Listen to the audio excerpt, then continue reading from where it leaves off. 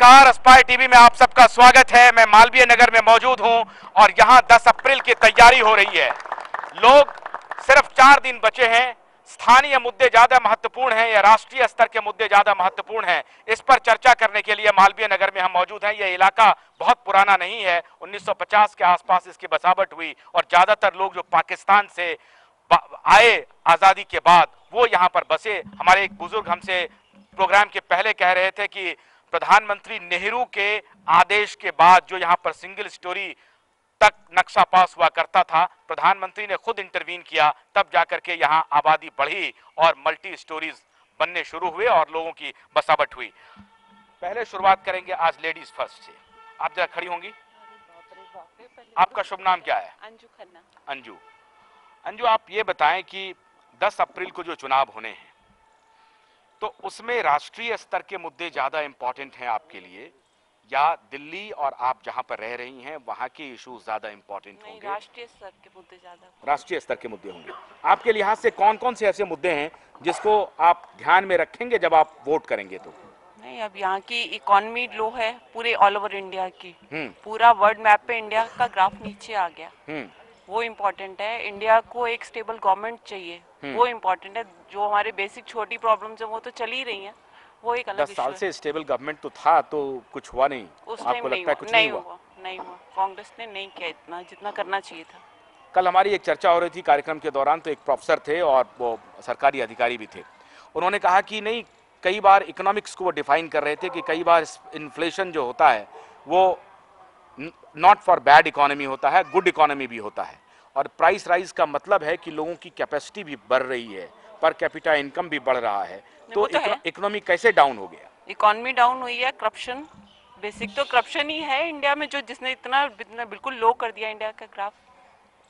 तो करप्शन ज्यादा इंपॉर्टेंट है या प्राइस राइज ज्यादा इंपॉर्टेंट है या अनएम्प्लॉयमेंट? करप्शन और एम्प्लॉयमेंट।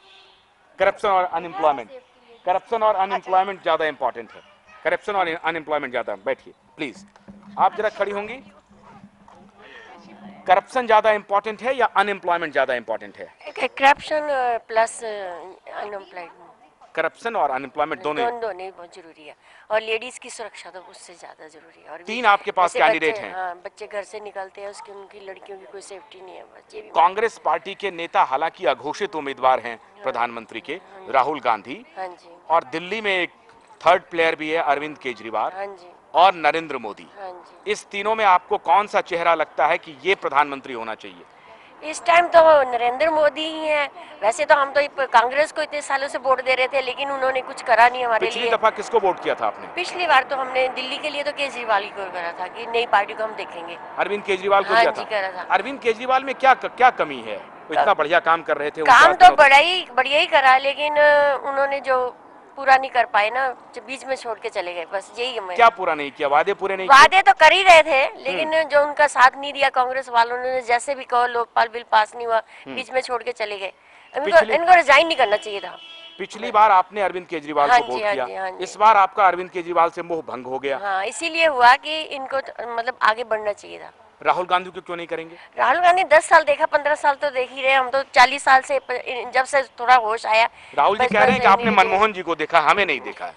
ये तो आप कैसे कहते थे?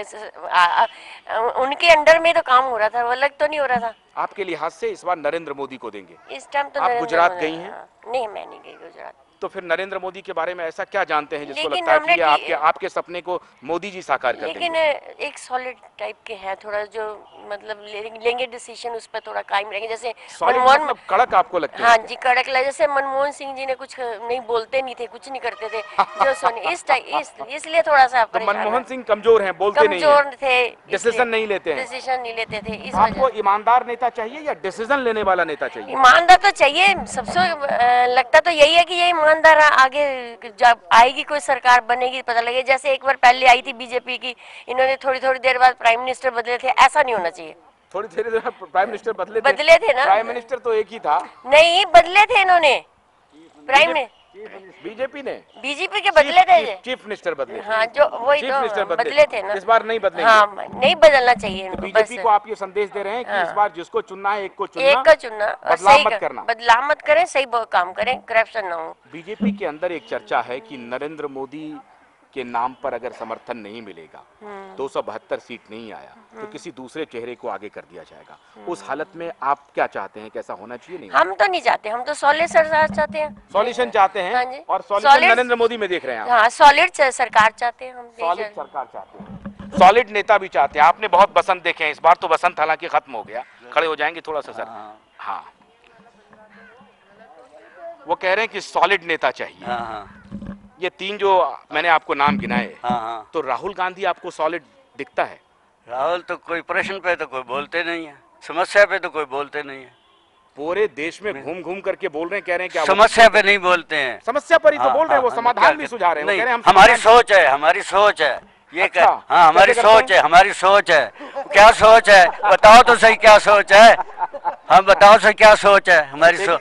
एक बार दोबारा करेंगे आप? हमारी सोच है, हमारी सोच, क्या सोच है सोम भाई?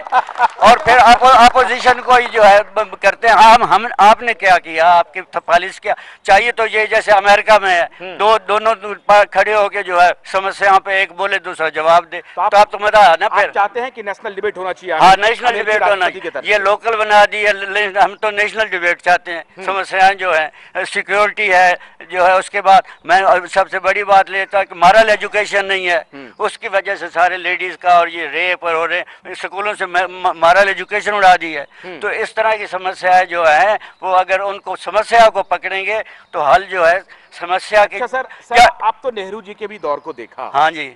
और इंदिरा के भी दौर को देखा? हाँ जी। और बाकी प्रधानमंत्री भी, अटल जी भी हुए। हाँ हाँ। तो राहुल गांधी सिर्फ आपको लगता है कि ये कुर्ता खींचने वाले नेता हैं? सिर्फ जो आपने 3 नाम बताए, उन तीनों के नाम साथ मेरे फोटो हैं। अच्छा। मैंने इतना काम किया हुआ है।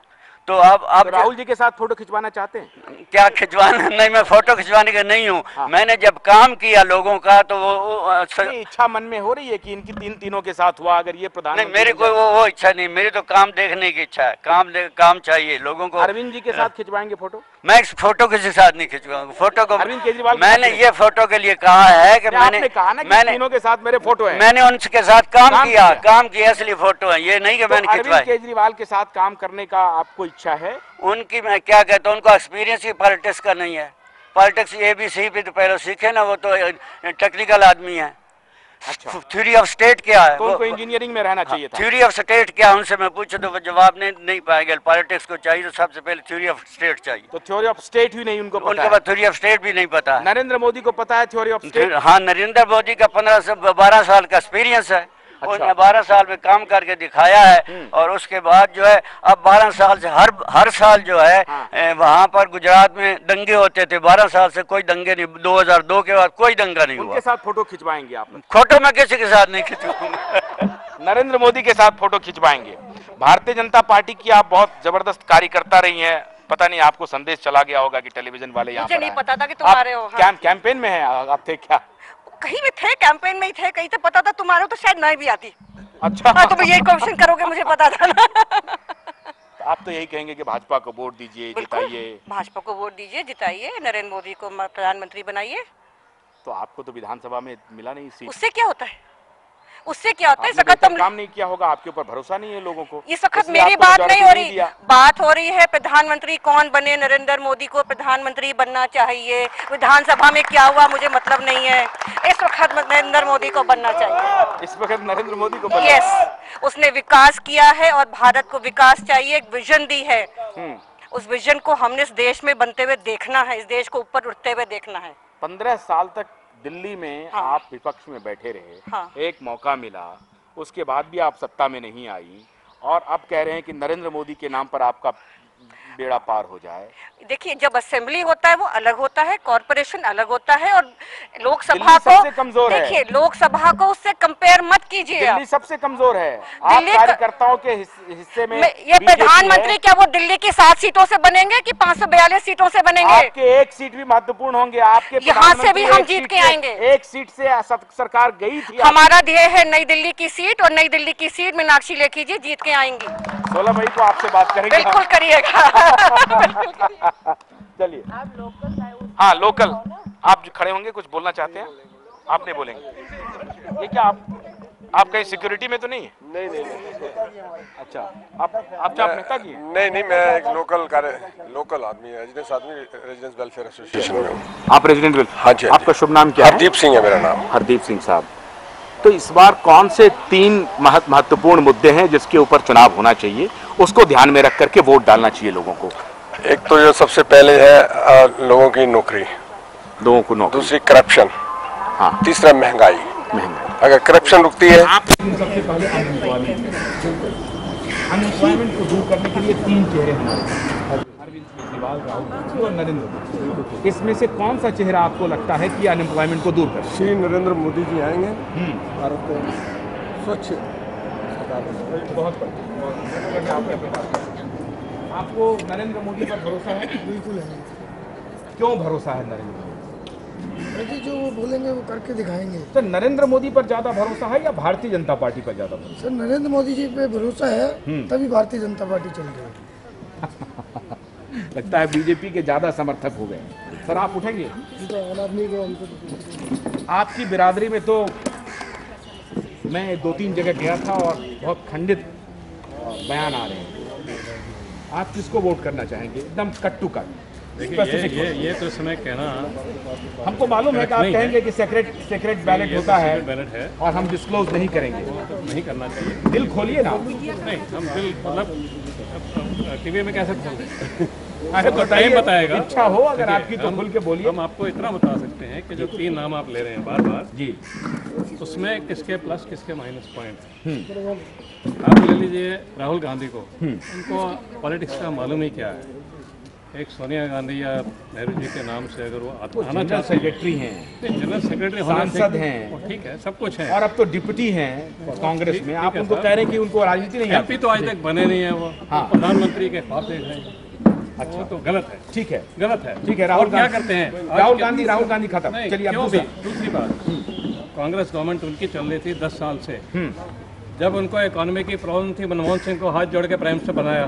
आज उसी को ब्लेम करते हैं। ये क्या पार्टी नहीं, क्या पार्टी हुई? ठीक है, अरविंद केजरीवाल के बारे में। अरविंद केजरीवाल एक ऑनेस्ट आदमी प्रूव हुए हैं, या दिखलाए गए हैं। ऑनेस्टी करी है, उसको चांस मिला। हाँ, मगर वो थोड़ा उत्तेजित हो गया, बड़ी जल्दी उसने हर चीज के लिए किया। As a prime minister I think he is not fit. Yes, in opposition he should be there in the opposition, ताकि जो भी हल्ला किया है, जो भी कोशिश की है, मतलब आप चाहते हैं वो जीत करके सत्ता ना बनाए, अपोजिशन में रहे ताकि हल्ला करते रहे। हल्ला का मतलब नहीं है धरना करते रहे। नहीं, धरना की बात नहीं है। मतलब ये जो भी पार्टी पावर में आती है, जो भी पीएम बनता है, जो भी गवर्नमेंट बनती है, एटलीस्ट उसको कोई ना कोई कंट्रोल होना चाहिए। अब ये नहीं कह सकते कि बीजेपी में 100% करेक्ट होगा। ठीक, वहाँ भी कुछ ना कुछ होगा। ठीक, Narendra Modi ji is very strong. उनकी भाषा से, उनकी बात से लगता है कि yes, he will be able to control. अब तो वो खुद के लिए सीधे वोट की अपील कर रहे हैं। देखिए, वो तो मुझे वोट दीजिए, मुझ पर भरोसा रखिए। वो तो इसलिए वो नहीं, भरोसा खाली उन पे अकेले पे थोड़ी हो सकता है। जब तक पार्टी साथ नहीं देगी तो अकेला क्या करे। ठीक, ब्रेक पर जाने से पहले एक और प्रतिक्रिया ले लें, आपसे भी लेंगे। सर जरा हमारे साथ किनारे में बैठे हुए हैं, जरा आप खड़े हो जाएंगे। सर आपका शुभ नाम क्या है?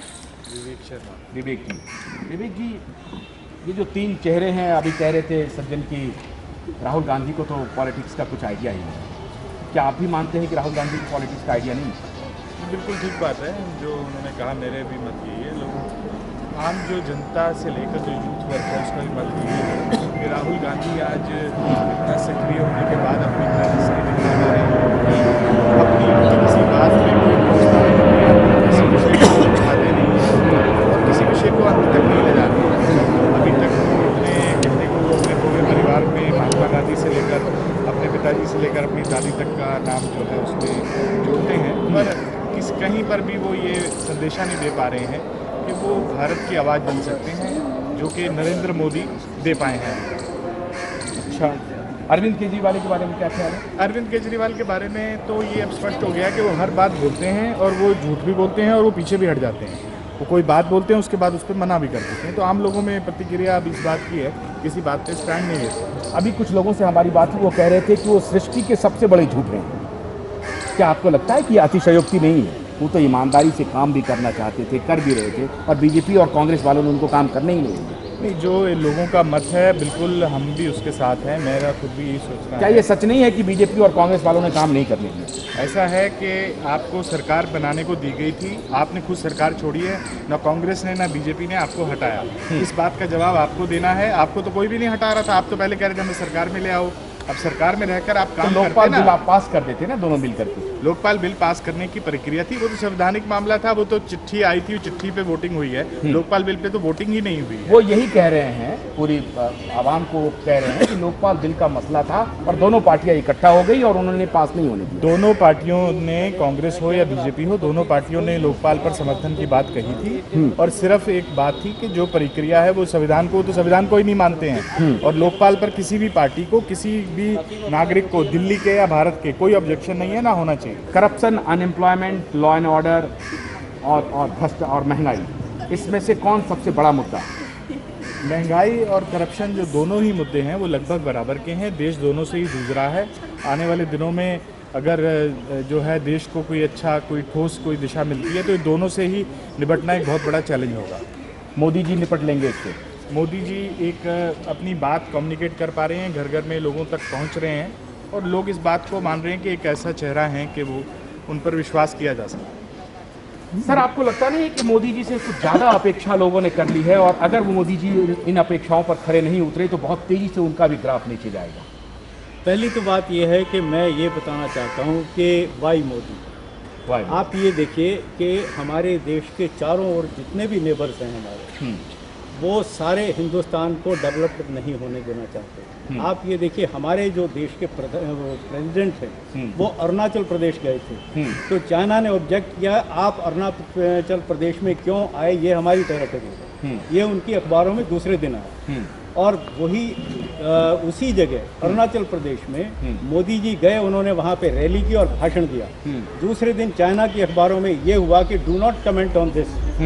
तो आप अंदाज़ा लगाइए, अभी तो ये प्रधानमंत्री बने नहीं। आप अरुणाचल प्रदेश गए? मैं अरुणाचल प्रदेश गया हूँ। आपको आश्चर्य होगा कि अरुणाचल प्रदेश पूरा हिंदी भाषी है। बिल्कुल ठीक। आसाम से जब आप क्रॉस करेंगे तो आसाम अंग्रेजी में और असमिया में लिखा मिलेगा, अरुणाचल में आपको हिंदी और अंग्रेजी मिलेगा। अब मैं हिंदी वहाँ की राष्ट्रीय भाषा है। अब मैं आपको एक और चीज़ बताता हूँ। नहीं, हम ये कह रहे हैं कि ये जो तिरस्कार है, ये तिरस्कार सेंट्रल गवर्नमेंट की तरफ से रहा है और एनडीए का भी जब शासनकाल था तो उन्होंने भी कोई कुछ काम बहुत ज़्यादा नहीं किया। अब तो ये कैसे अपेक्षा की जा सकती है कि जब मोदी जी आएंगे तो बहुत बेहतर काम करेंगे? अरे सर, मेरी बात सुनिए। अरुणाचल प्रदेश का क्यों ये बीच में एक मुद्दा आया? 1957 में नेहरू जी ने चौवनलाई और इसके साथ जो आया था चौवनलाई, इनके साथ एग्रीमेंट किया है कि ये तिब्बत जो है ये आपका देश है, जबकि वो एक इंडिपेंडेंट देश था। वहाँ फिर जब उन्होंने वो उसको एनेक्स कर लिया तो उसकी आगे जो विस्तारवादी जो ठीक है, उस इतिहास को समझते हैं। उस जैसे आगे आप इसका मतलब भ्रष्टाचार, महंगाई, अनएम्प्लॉयमेंट, लॉ एंड ऑर्डर से ज़्यादा बड़ा हिस्सा आपका लगता है? मैं security, internal security, national security the most important issue today.